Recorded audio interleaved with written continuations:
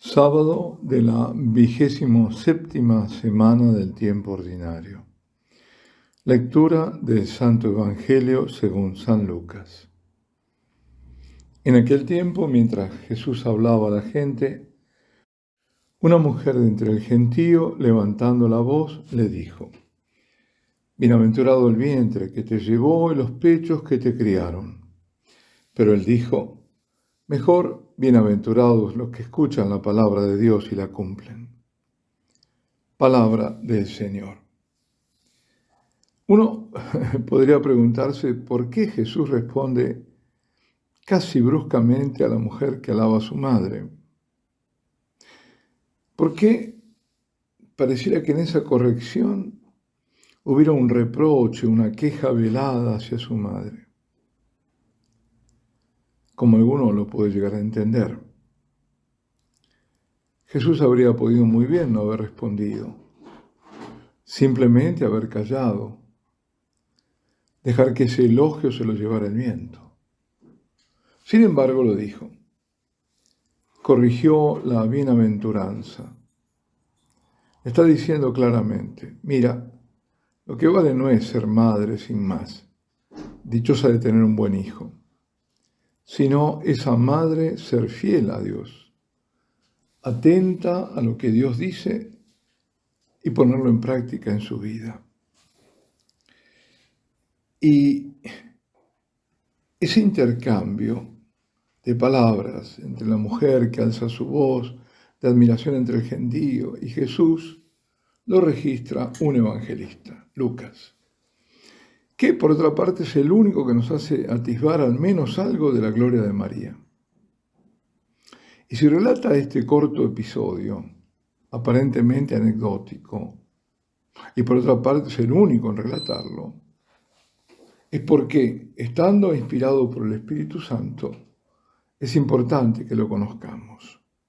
¿Por qué?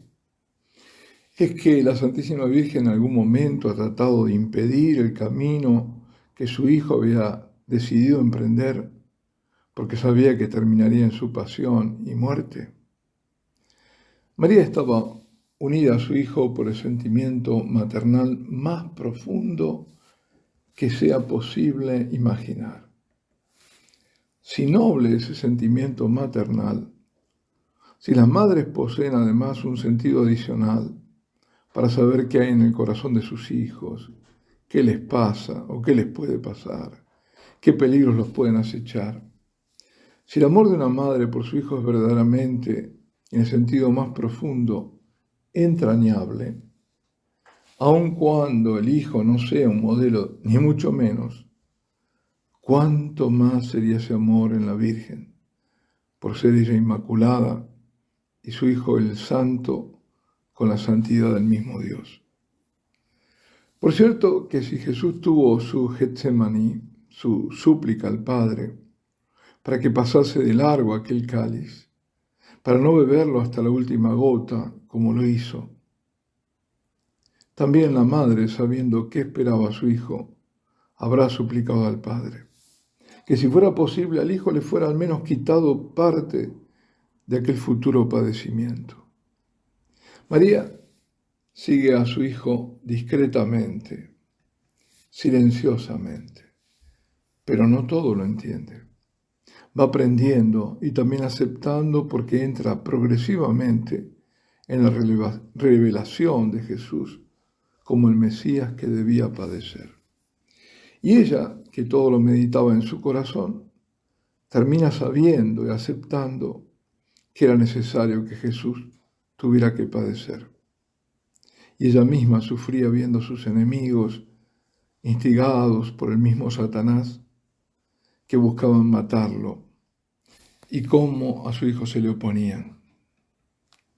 Con cuánta ferocidad. Y nada menos, estos eran que los jefes de su propio pueblo. Y María, que siempre hizo la voluntad del Padre, aceptó. Entonces, ¿por qué esa y otras palabras que en el fondo se nos aparecen como duras para con su madre? Por ejemplo, cuando ella y sus primos lo fueron a buscar en Cafarnaún, al comienzo de su vida pública. Y María estaba viviendo con Jesús y viendo que se apartaba de ella para cumplir su misión. Y lo guardó todo en su corazón, perseverando en la fe, aunque no le faltase entender. Ella sabe por fe que Dios le hará comprender lo que en ese momento no entiende. Ella guarda la palabra como nadie. ¿Acaso Jesús nos dirá, si uno me ama, guardará mi palabra, y mi Padre le amará, y vendremos a él y haremos morada en él? ¿Quién ama a Jesús más que su madre? ¿Quién? ¿En quién mora Dios más que en ella, la llena de gracia? ¿Por qué entonces aquellas palabras que parecían deslucir a la Virgen? En primer lugar, porque convenía que la grandeza de María quedase oculta. No era aquel el tiempo de revelar quién era la Madre del Señor. Y luego, porque si la Santísima Virgen era bienaventurada, se debía a que escuchaba siempre la palabra en su corazón y la cumplía. Tanto que ya desde el anuncio del ángel responde, haciéndose sierva del Señor. Y un siervo no discute nada de lo que se le pide, simplemente lo hace. Y luego, visitando a Isabel, profetiza que todas las generaciones la llamarán bienaventurada, porque lo era, y porque nunca dejó de serlo, porque era de corazón no puro, sino purísimo, porque era una pobre de Yahvé, una Nahuín, una que todo lo esperaba de Dios.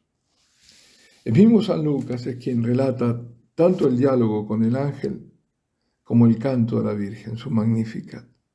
Y nos dice que ella escuchaba la palabra de Dios y la custodiaba en su corazón. También nos hace saber quién fue la primera persona que llamó a la Virgen Madre bienaventurada, o sea, dichosa.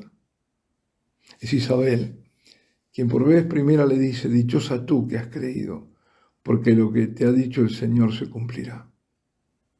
Bienaventurada María por tu fe. Y esto después de haberla saludado con una expresión muy parecida a la de esta mujer que alza la voz en medio del gentío. Porque le había dicho Isabel, bendita tú entre las mujeres y bendito el fruto de tu vientre.